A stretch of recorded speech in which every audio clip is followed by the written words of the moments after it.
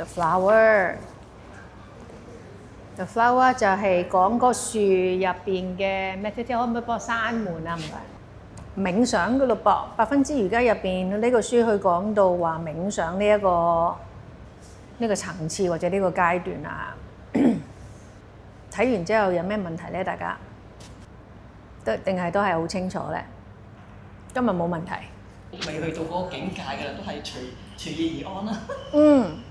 我覺得嗰個境界有淺層同埋深層嘅，又未必話完全我哋係聞都聞唔到咁樣嗰隻嘅。我覺得我哋聞到啦喺嗰度啊，咁樣嗰度啦，未真係去到嗰度咁樣都。我覺得我哋喺練習入邊都有 touch 過。上次都有講咧，譬如我哋 concentration 嘅時候，我知道我做到隻腳又做唔到隻手，做啲手又做唔到隻腳，我係 on the way 越嚟越近 concentration。concentration 係我全部都做到，而唔會係好多 struggle 嘅。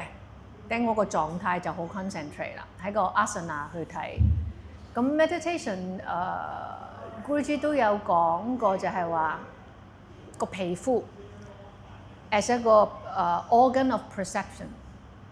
我哋要去學到喺個體式入邊能夠令到個皮膚接收到個肌肉發生緊咩事，而當每一個身體每一寸皮膚同埋個肌肉 sense 到自己嘅身體係同步嘅，同埋有一個完整嗰個感覺，頂嗰個我哋好接近 meditation 嗰個狀態，因為我去到個身體嗰個。對於個身體係一個全知嘅嗰個狀態，而嗰個身體好似上次佢都有講，當我將喺個 asana 入邊將個意識令到我感覺到身體每一個部分喺個 asana 入邊，即係有時 sometime 可能啱啱上完嗰堂我哋講好多個 shoulder blade 啊背脊咁樣嗰啲，等嗰陣時個人個意識好多喺個背脊或者係一個局部嘅身體部分，但呢個係好淺層嘅 concentration。未係一個可以整體嘅身體都會知道，即係我知道就你揾到個 shoulder blade， 頂你個手可能會好啲，你個膊頭會可以好啲。或者如果頭先嗰堂嚟計咧，就好多同學都已經唔知隻腳可以做啲乜啦，已經冇咗隻腳啦。咁呢個係 level 1可以做到嘅就 either 是但一樣，個 concentration 個 degree 只能好局部。但當個學生去到再 practice 得好啲嘅時候，佢一個 asana 可以兼顧到手腳之後，佢可以令到自己用個皮膚感應到個身體做緊幾多幾少。等喺個 finishing pose 嘅時候，佢用個皮膚 sense 到每一個身體部分，個皮膚同肌肉之間個空間感係一樣。嗰陣時嗰個人喺個 asana 入邊接近 meditation 嘅狀態。好遙遠，不過書係咁樣講。OK， 咁咁至少就係話，無論係練習嗰個人定我哋教學嗰個人，都可以根據 Guruji 講呢啲咁樣嘅狀態，去能夠體會自己到底去到邊一度，又或者睇到學生去到邊一度。對於我嚟講，成件事係好清清楚楚，冇虛幻嘅位㗎，冇好虛幻嘅位，冇想像嘅位。我感覺良好啊，我覺得自己冇得感覺良好嘅，你係唔係就唔係。即係好似我個 shoulder blade 係有 in 一邊入到一邊入唔到，即係我對於身體嗰個控制嘅狀態，我個 mind 可以感應身體嘅狀態未去到最平均。如果平均度你要真係似一個蜘蛛織一個蜘蛛網嘅時候，佢一定要係嗰個蜘蛛網好平均咁樣張開佢，第一佢先會捉到最大隻 whatever 俾佢食啦。同埋就係話個蜘蛛網一定要係好細、好幼、但好穩固。因為如果你個蜘蛛網好粗嘅，係人都見到個蜘蛛網咧，仲飛埋去咩？即係佢其他嗰啲其他昆蟲。就好似我哋嘅意識一定要編織到好幼細嘅時候，我可以感應到身體每一寸發生緊咩事嘅時候，等我個意識先係收到最窄，去到最 concentrate。等然後我就可以向住我人嘅入邊走入去。我行緊入去嘅時候，個支張網唔可以斷嘅喎。咁變咗就話，就算佢要好有韌力嘅，我個意識好細，但係好 firm， 好清晰。等一個咁樣嘅狀態係 Guruji 想我哋有嘅一個向內走嘅狀態，而唔係一個好似喺個書入邊都講咗話3個 brothers， 佢哋大家都一齊 meditate， 一個係好兜會瞓咗覺嘅，一個就係好激烈嘅，另外一個咧就好 bright 嘅。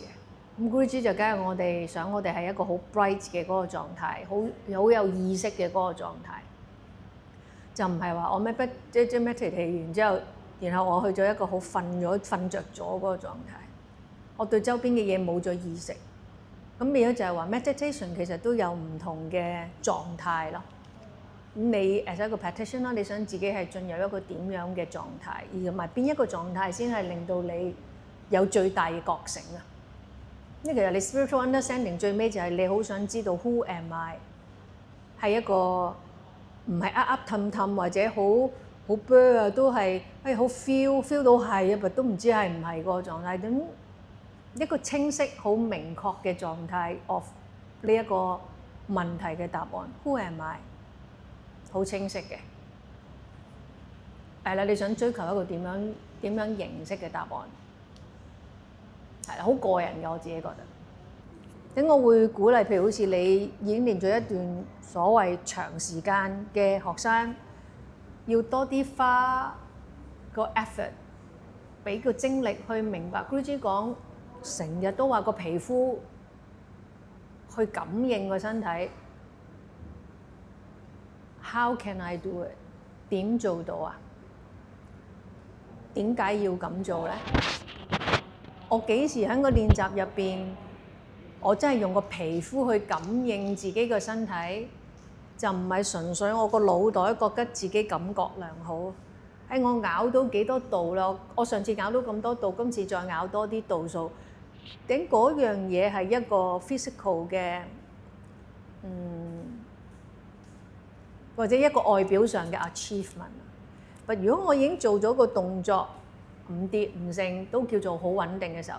我點樣去重新去感覺整個體式，或者嗰個身體喺嗰個體式入邊嘅狀態，又或者體式本身對於身體嘅影響，由個皮膚去感應嗰件事出嚟，而嗰樣嘢就係好 objective 㗎，好客觀㗎。我點樣做到好客觀喺我個練習入邊？就唔係純粹我覺得自己咁樣係舒服，我咁樣唔舒服，所以我唔咁樣做。不過有時我好感覺唔喺個皮膚度，好感覺唔到個體式嗰樣嘢，即係好多時都好似個腦記憶咗個動作係咁，就覺得自己已經係做到係咁。好多人都係咁樣練㗎。就唔係嗰個皮膚或者係呢個就係話個進階嘅練習咯。而好多時你要話我喺個體式入邊要用個皮膚覺到自己做緊乜，你嗰個動作一定唔係一個最 advanced 嘅動作，或者係你最 struggle 嘅動作，你唔會揀個動作嚟做呢一個狀態。可能你會揀一個你好 familiar 嘅動作，一個 asana， 去 which 你可以停到耐啲啦，然後容易啲去，咁你先會有機會用個皮膚去 feel 到嗰個狀態嘛。如果你下下我成日個個動作都要係最難、最幅度大，即係去到最 extreme 嗰個方向去練習，咁呢個時候好難明白咩叫用個皮膚去感應個動作啊！都好簡單，如果我要做一個好簡單嘅動作，好純粹就係半隻手做Gomukhasana。咁我停喺度嘅時候 ，I can feel 我個 skin feel 到個 stretch 喺呢一度。我而家咁樣做話俾你聽。即刻呢個當下，我即刻我個 skin 喺呢度，我 feel 到個 stretch， 我呢度 feel 唔到㗎，我呢度係好兜，我 feel 唔到呢度好 stretch 喺呢度發生唔到。咁 for Guruji 嚟講就係話，我呢度好 stretch， 我呢度唔 stretch。How can I stretch? Can you see I'm stretching the skin? like this one。等我用個皮膚 feel 到，can I stretch 嗰呢度個 skin， 好似呢度一樣咁多。Then the adjustment is not the same as 我淨係咬起隻手。但呢個就係個幅度上面嘅比拼。But 我要係 inside，呢個係 outside， 呢個係 inside。sensation 個 skin 個 stretch 係一樣。等成個狀態好唔一樣嘅，喺整個肩膊、頸，even 我個腦我都 feel 到個狀態係唔一樣。咁有幾多人肯停喺個唔係好 advanced 嘅動作入邊，去 work on 呢啲sense of perception， 去明白自己一啲內部嘅 faculty。我點樣喺一個好簡單嘅動作，我會 feel 到我嘅 sensitivities。I can discipline my mind. I can invite my intelligence. I can connect my breath. All these 都係個 practice 個瑜伽入邊應該有嗰個餅嚟㗎嘛，切個餅。我個餅切得平唔平均咧？定我永遠都係一個方向去練習咧？係啦，咁然後再引申去到就係你點解要練瑜伽 ？Why yoga？ 係啦。咁即係其實我哋所謂嘅練習唔需要話真係，哇！我要做好多樣嘢先至為之一個好嘅練習。即係譬如我今日我呢一刻，我淨係 focus 一個部位，或者一隻腳板底。總之要有嗰個感覺出嚟。呢個係其中一個 approach of practice。我哋而家講緊嘅係好多人都好少咁樣練習，但唔代表其他 approach of 練習我哋應該唔要或者唔做。我哋個練習必須要多樣化，必須要，因為你個 mind 係唔可以成日淨係做一樣嘢，個 mind 好想 experience 唔同嘅嘢，咁所以就係話balance of個 practice， 即係我練習個 approach， 我都要有一個 balance way 嘅。我唔可以成日個動作都係停喺度 feel 好耐，停喺度唔喐。Your mind will become very dull。OK， 我哋講緊咧係話好少人會將個餅切到好平均。但問題就係咪咁樣嘅練習先係唯一嘅練習？我又唔覺得係。Sometimes 你個人好 dull 啊 mentally， 或者個人開始好似協調 physical 呢個協調頓頓地啊。sometimes 你要做啲快啲嘅嘢㗎，去刺激你個神經線各樣，令到你變得敏捷啲。physically 敏捷啲，代表我個思維各樣我都會敏捷啲。等嗰啲都係要跳來跳去啊，喐快啲啊。呢個 practice 都係個 practice 嚟嘅，只不過我哋大部分人可能淨係知道某一個 approach of practice。其實 practice 可以細分好多唔同嘅版面或者方向，去令到自己明白自己係一個點樣嘅 being 啊嘛，係咪？即係就算我選擇我要好快跳來跳去嘅 ，Do you know why 你一定要咁樣練？好多時你唔諗點解嘅，你就算明明嗰樣嘢唔係幾適合你，你都會照做㗎，因為你唔問點解嘛。然後你最尾變成一個 robot 咁樣去練瑜伽，我次次都係咁樣練，係咯。又或者有啲人會係本身係因為你去選擇你練習瑜伽嘅 approach 個本身，你要去 base on你自己嗰日嗰個身體狀態，你個人嘅情緒，你個休息各樣，去決定今日你應該點樣去 practice。呢個係其中一個。另外有啲 approach of practice 就係我每一日都有唔同嘅方向或者 focus 嘅一個練習，呢個係又係 another approach。Some people 個 practice 會 base on 自己嘅 injuries 去 practice， 所以呢啲都係唔同 practice 嘅界面，都係可以係你練習選擇點樣練習嘅 reason。而呢啲都係要好 conscious 咁樣去 choose。from day to day, from moment to moment， 而唔好一個好 fix 嘅一個任何一樣嘢。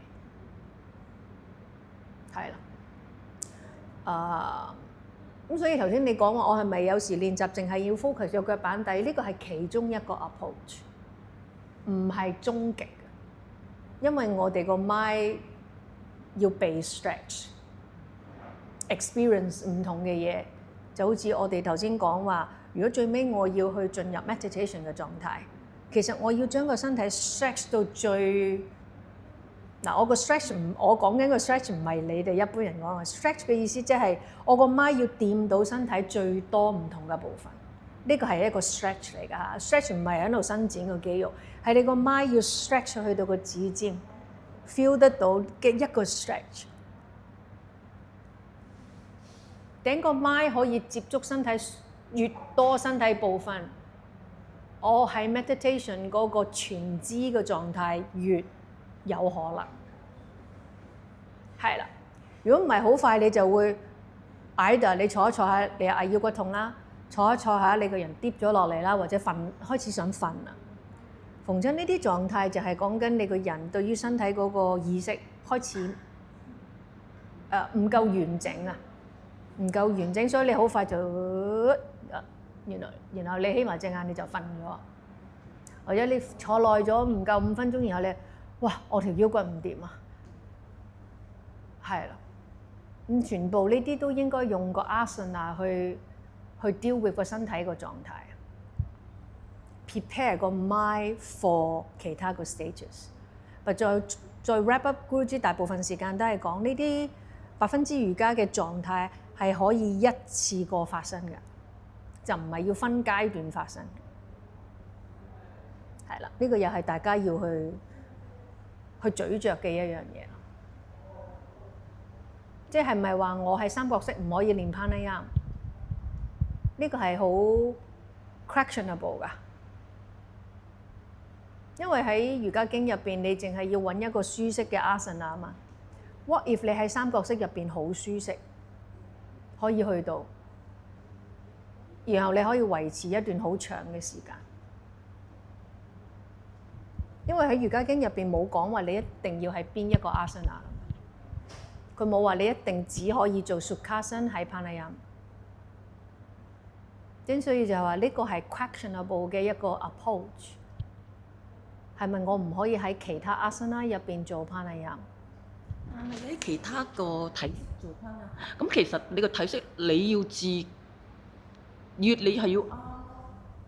咩叫啱啊？即係意思係我條腰骨我唔會冧落嚟，咁我做三角式嗰時我冇理由個人即係或者揈起個頭，或者個人都唔係嗰個。如果你喺三角式入邊你揾唔到一個好 balance 嘅 state， 所以你唔可以喺個 Trikonasana 入邊做 pranayama 咯，但其實係可以嘅喎。如果你揾到個動作，好似頭先我哋講，我喺個動作度，我揾到我個皮膚肌肉每一寸，即係皮膚同肌肉之間係有空間㗎嘛。我身體每一寸皮膚同個肌肉個空間感係一樣嘅時候，定我個頸所有全部係一樣嘅時候，定我個眼係安靜嘅，我成個身體全部部分都係對稱嘅，冇人話唔可以㗎。只不過 classically 冇人咁做啫嘛。Guruji有個好長時間嘅徒弟，不過佢離開咗呢個地球。咁嗰陣時佢都有 question 嗰個，點解頭倒立就圖10分鐘？點解我哋唔可以喺 Trikonasana 嗰度做10分鐘啊？佢真係自己試喎，真係試下咁樣。點解我覺得佢哋即係點樣講？即係Guruji唔會講你應該定唔應該，要咪試下咯。未必你係可以咁樣 explore 你個 understanding without harm, within reason 啊。今日係咁多。我哋有時喺啲 asana 度係停得耐啦，咁就去睇下我哋嗰啲皮膚啊個感覺。有時我哋練快嘅時候。嗰啲時候我哋會睇啲咩咧？我只能講話 base 我自己嘅 experience。如果我好慢嘅時候，可以 keep 到個 for example，我可以 keep 到呢個位，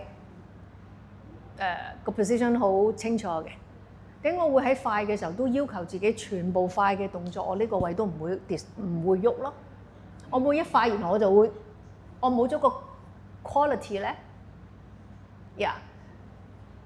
呢個就會係快嘅時候嘅 challenge，就係我快嘅時候我仍然 keep 到個 quality of movement。呢個係我自己個對自己嘅 challenge。就唔係話我快嘅時候就冇嘢要觀察。咁當然快let's say 我哋話我快得嚟，我係想個身體有個敏捷度，敏捷度得嚟我都要係兩邊係對稱噶嘛。So whether 我兩個手係咪一齊嘅，定我執埋咗一邊？係咪？好多嘢都可以 challenge 自己個 being， 無論快定慢。又或者有時我要去留意自己個 tendency 會唔會成日啲嘢拖到好慢啊，慢慢做，成日都慢慢做，而呢樣嘢變成好 mechanic 同埋變得好 heavy 啊。咁我開始 feel 到自己嘅 practice 入邊有呢一個 quality 咯喎。點解我都會 also choose to be quick a bit。quick 可以係每個動作就係做1分鐘，因為我個 tendency 就係慢慢拖咁樣。又或者我有個 peer 同我 practice， 次練習我都同佢講嘢啊 discuss 多過做嘅。咁你都要 aware 件事就係話我唔 aware 自己有個點樣嘅 tendency， 而呢個 tendency is it good or bad？ 喺 Guruji 個角度嚟講，無論好定唔好，總之嗰樣嘢變成一個習慣，變成一個冇意識嘅狀態，咁嗰個都係唔好。係啦。明白。OK。今日咁多 ，thank you。下個禮拜我哋就係本書都睇咗一半啦，我哋已經好開心啊！多謝大家嘅陪伴。下次係個 fruit 噶咯喎，有得食啊 fruit， 然後就會 finish 呢個 part 2噶啦，非常之咁好。下次見。